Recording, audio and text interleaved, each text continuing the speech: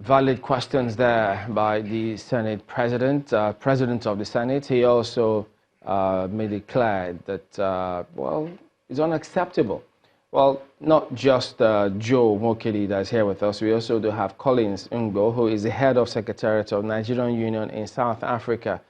He joins us via Skype from South Africa, so he will also be participating on the program. But let me bring you back here and start with Mr. Nwokedi. Well, yesterday, your group did stage a protest that was here in Lagos, in South African High Commission area. What were your main prayer, as you say in law? What actually inspired our action was the fact that someone was killed, a high-profile woman that went to South Africa for a mission, for an event well known to South Africa, well known to the embassy, well known as an official assignment. We've had a series of killings in South Africa, Nigerians killed in South Africa, South Africa giving flimsy excuses. Not something very, very tangible, something you can hold on to. And so, okay, they have a legitimate, reason to kill them. But then, in law also, you don't even kill.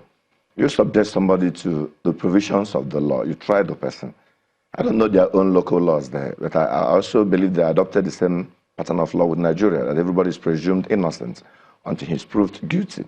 So when you discover somebody is presumed to have committed an offense, the right thing, the legitimate thing, and the civilized thing to do is to subject that person to trial. That's what we are doing in Nigeria here. So when we learned about that death of the woman, it actually irritated us because, one, she's a very responsible woman. Because most of the excuses they give in the killings in South Africa, it's either gang war, it's either drug war, it's either all kinds of excuses. But this particular one was like, and this one is a resident in Nigeria, she doesn't stay there. She went on her official assignment, she was brutally murdered. So they couldn't come up to give any reasons. Understandably, that you're upset about this, but have you followed the matter to the extent that first, the Consul General did tell us the other time that they were not aware. They noticed, they heard about this on social media. That's just reacting to what you said about them being fully aware, just to put that information out there. But are you saying, or is it that you're dissatisfied with the level of investigation, or what exactly? We are dissatisfied with the whole thing. Because one, like the High Commissioner saying that not aware, she went on official assignment.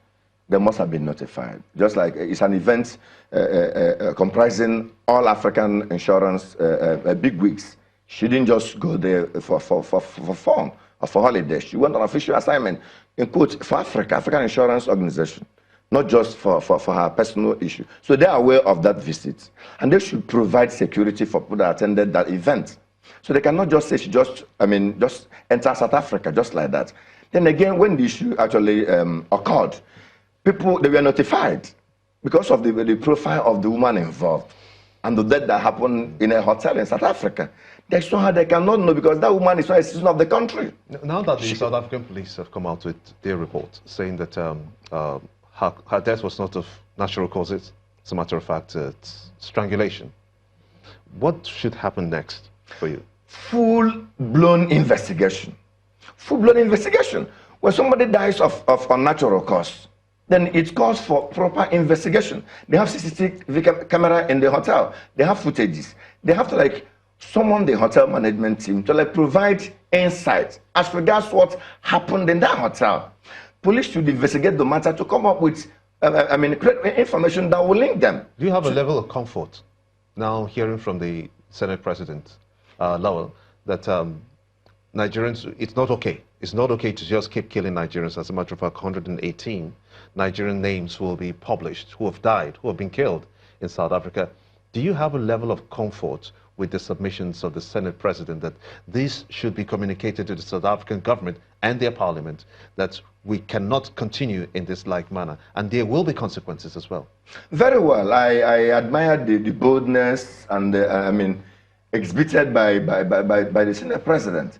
is something that every Nigerian should be proud of. But this is the kind of language we want to hear from our leaders. We need to read riot acts.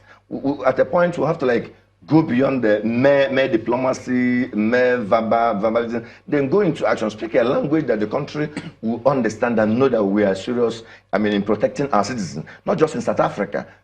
Even a student died the other day in Malaysia. They killed Nigerians all over. In Ghana, they they had issue with Nigerian shops and other things like that. I would not come out to issue strong warning, strong statements. So what Senate President did yesterday was very, very commendable because he made it so clear to them that we can't take this any longer. That's the language there. We can't take this any longer. And there will be consequences.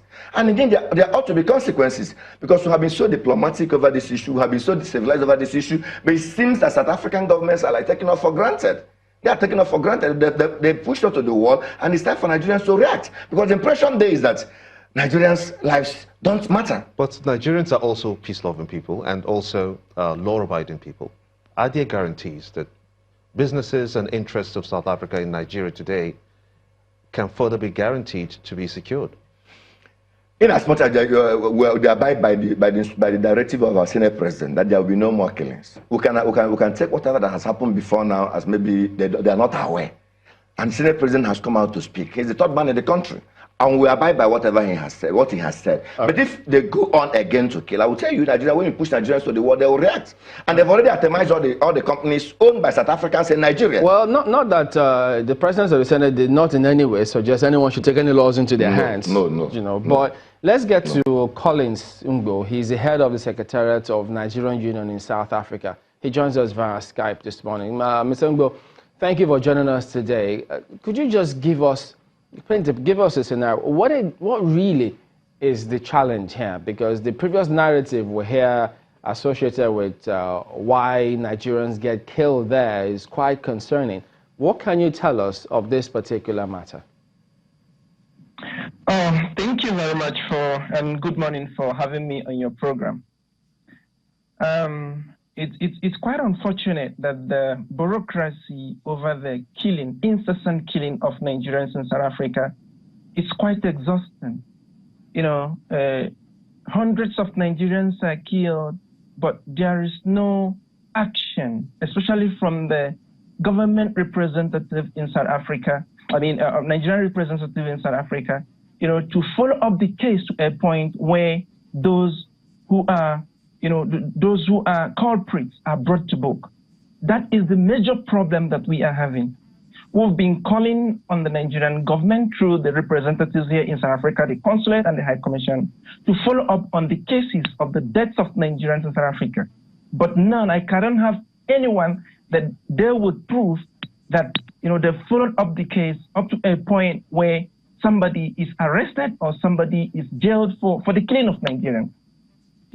If we can begin to be responsible enough with regards to the lives of Nigerians in South Africa, especially from the government side, this thing will stop.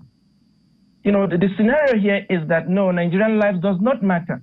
Just like one of the participants was saying, if the government can take responsibility of the lives of our citizens in diaspora and in South Africa in particular, to make sure that whenever anything of such happens, they take responsibility, they follow up the government, the South African government, to make sure that these people are brought to book, it will stop. But none of that has happened so far. That's why we are being killed like chickens and nothing happens, as if we do not have government in the first place. What kind of reaction are you getting, Mr. Mgbo, from the Nigerian officials in South Africa now? Because the last time we spoke with the Consul General, he spoke about the fact that in some cases, it was Nigerians that are killing Nigerians. How do you react to that? That narrative as well is very irresponsible of one who should be a representative of the people in the diaspora, in a foreign country. How could a government official come to a public space to say that Nigerians are killing, even if Nigerians are killing Nigerians? Aren't there laws in place for murders? Done to hold those accountable who are wasting the lives of young Nigerians in South Africa. What have they done so far? Does it necessarily mean that if indeed it's Nigerians that are killing Nigerians, then nothing should be done about it? And why is it that it's being too difficult for them to provide, to provide data or to provide proof that they have, of these people who are Nigerians that are killing Nigerians. So that comment is just irresponsible of a representative of Nigerian government. It's very much irresponsible. I think that it's high time to be responsible. Well, one other thing he said in the conversation we had with him was that the embassy in South Africa by the Nigerian is poorly funded. And maybe could that be a reason why they are unable to do some of the things that is expected of them? Poorly funded how? I mean, how could he say that they are poorly funded? How could they be poorly funded if they are able to do to carry out some of the programs that they do carry out? And when it comes to saving the life of a Nigerian, which is their primary goal, I mean, the Nigerians in South Africa are their primary interest. And the reason why they were sent here is to protect the interest of Nigerians in South Africa. If they are telling us that they are able to carry other functions, but they are not able to, to look into issues that affect their priority, which is the interest of Nigerians in South Africa, that to me, like I said earlier, is an act of irresponsibility. And we don't take that. And we are sick and tired. We cannot take this anymore. We don't know who is next. If I should start telling you from 2 years ago how many Nigerians have been killed, those which we are involved, and how it's been taken care of, you marvel. Let me jump in and ask you.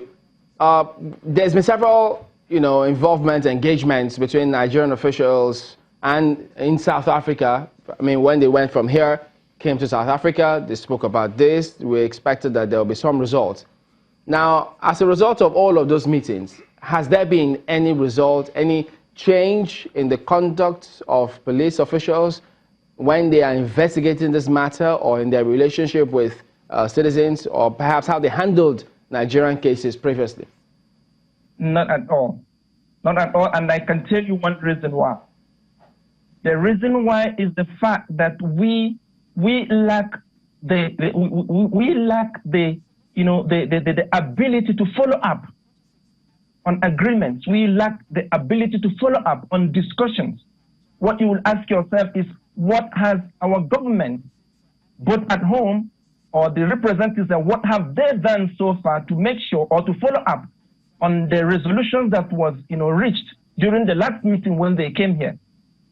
Can any one of them tell you substantively that this is what we have done so far to follow up on the resolutions that were made last time? None and nothing. So that is let me come in here again, because you said there was none and nothing from the previous meetings. Now that the president of the Nigerian Senate has said that this is definitive, we don't want this to continue.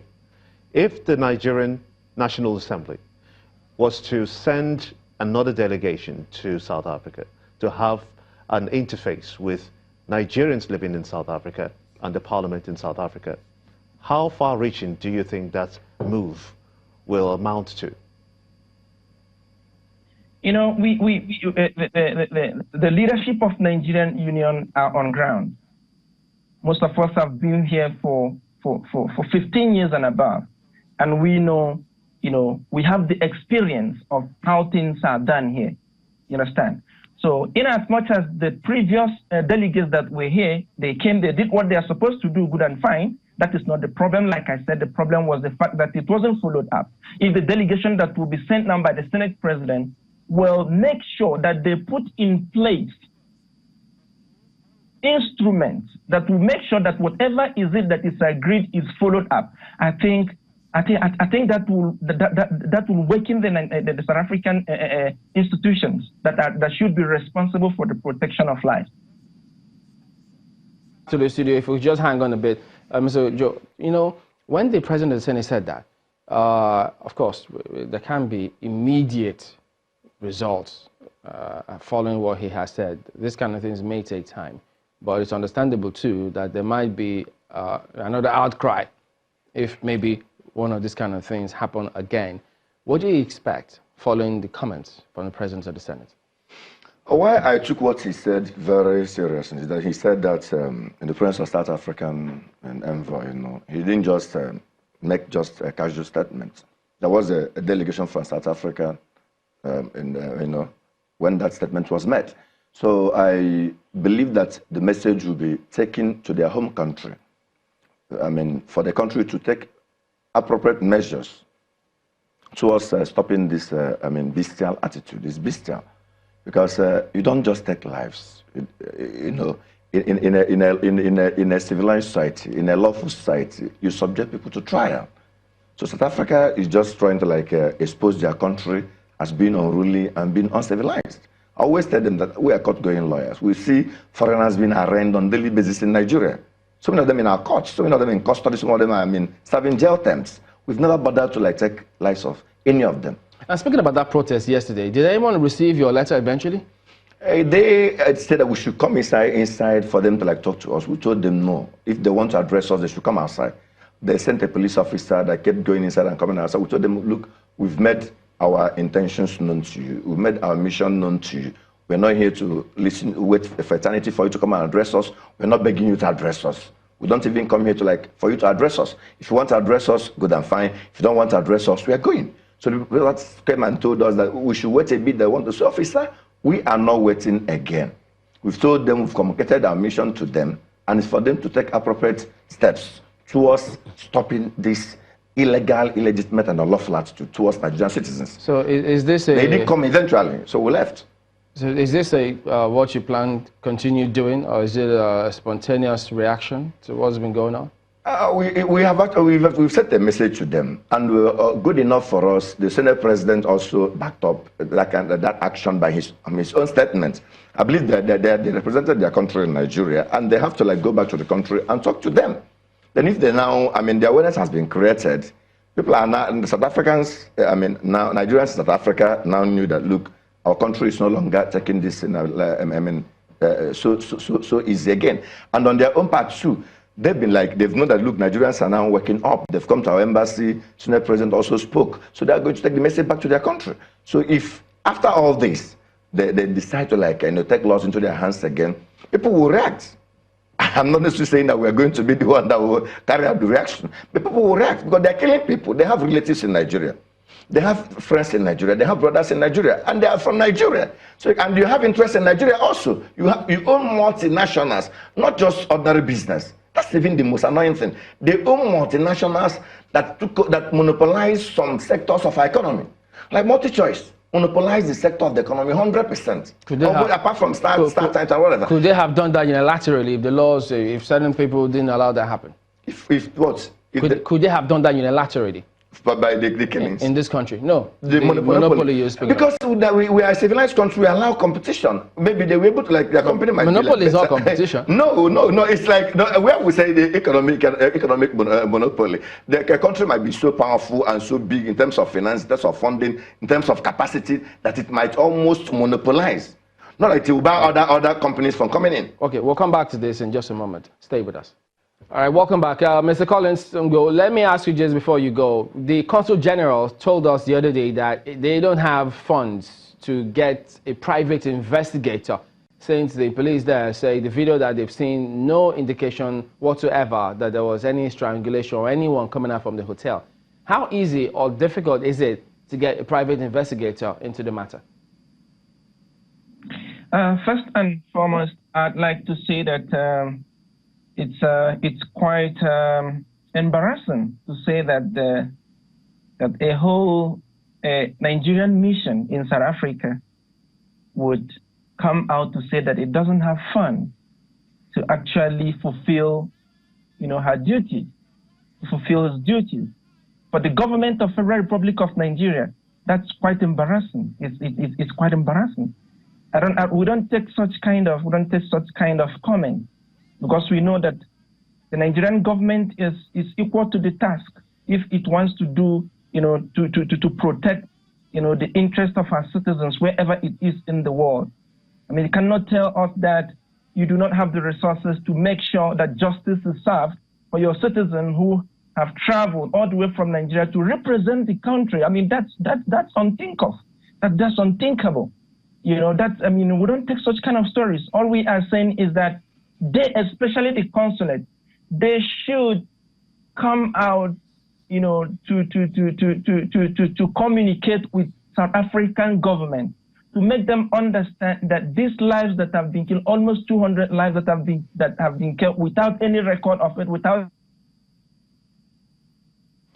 All right, Mr. Mgbo, I think that's a fine place to leave it. Carlos Mgbo is the head of the Secretariat of Nigerian Union in South Africa. He joined us from South Africa. Well, Mr. Nwokedi, it's back to you now. So moving forward, because we've seen this kind of visits in terms of Nigerian, don't forget, former speaker, the current speaker led a delegation, they went there, but we'll still have this in our hands. So are you optimistic that this time around things may or should change? Yeah, I'm very optimistic that it will change. Definitely turn out for good. Because now people actually became so conscious of the death of this woman, and it has thrown a lot of things up to the burner, you know.